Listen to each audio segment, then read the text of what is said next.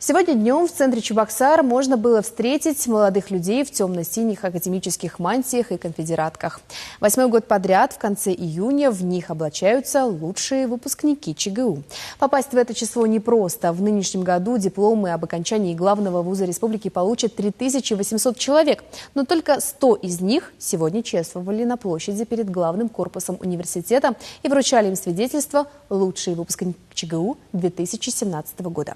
Ольга Петрова выясняла, как проходил отбор.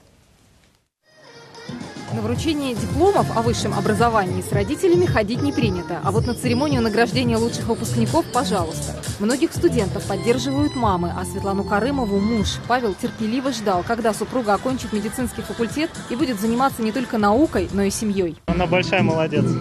Прям усердно дома занимается и приносит хорошие результаты. У нас пока еще идет аккредитация. Сегодня намечается второй этап. Мы после церемонии сразу же идем на экзамен, так получается.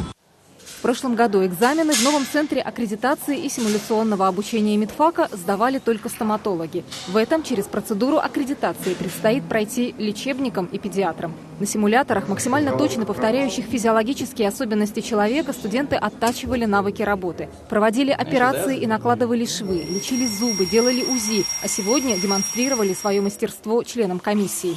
Одна из лучших выпускниц ЧГУ этого года, Рада Кокуркина, расставаться с вузом не торопится. Собирается поступать в ординатуру. Профессия врача в моем случае – это дело семьи. И я продолжатель традиции, так как мой отец является врачом, неврологом, я бы тоже хотела стать преимущественно неврологом, реабилитологом, скорее всего. Сегодня Рада сменила белый халат на академическую мантию. Но чтобы войти в сотню лучших выпускников, нужно не только хорошо учиться. Вообще, красный диплом не означает автоматического попадания на сегодняшнюю церемонию. Здесь чествуют молодых людей, которые внесли свой вклад в общественную, культурную, спортивную жизнь вуза. Как-то так получилось, что мне всегда нравилось не сидеть на месте. Я дико не люблю сидеть на месте. Мне нужно бегать и бегать. И мне всегда нравилась тут весна. Я как-то первый раз пришла в университет, сходила на собрание, подумала, да, это мое. Я буду учиться, я буду успевать, но в студвесне я буду участвовать. Здесь и волонтеры наши, которые являются донорами. Здесь активисты студенческих строительных отрядов, выдающиеся спортсмены, которые заняли призовые места и стали победителями самых различных соревнований, не только всероссийского, но и международного уровня. Здесь есть чемпионы Европы, присутствуют среди наших выпускников. Каждый третий в этой золотой сотне – будущий медик, потому что медицинский – самый большой факультет ЧГУ, а квоты распределялись пропорционально числу выпускников. Некоторые факультеты на этой церемонии представляли лишь 1-2 студента. Учиться, безусловно, сложно, и это даже, можно сказать, грязная работа, на заводе, станки.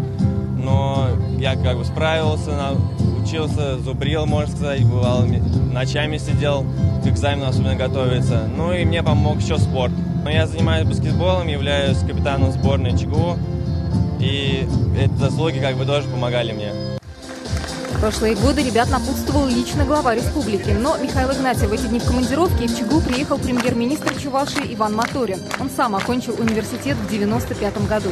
Кстати, родной для председателя правительства экономический факультет включил в сотню лучших выпускников парня из Бангладеша. В начале июля Саид получит красный диплом ЧГУ. Вообще, на первой такой церемонии в 2010 году выпускникам вручали именно дипломы. Но факультеты подписывают их в разное время, и теперь в конце июня молодые люди получают не официальные документы, а свидетельство о том, что они лучшие, что вуз ими гордится. Ольга Петрова, Павел Иридков. Вести Чебоксары.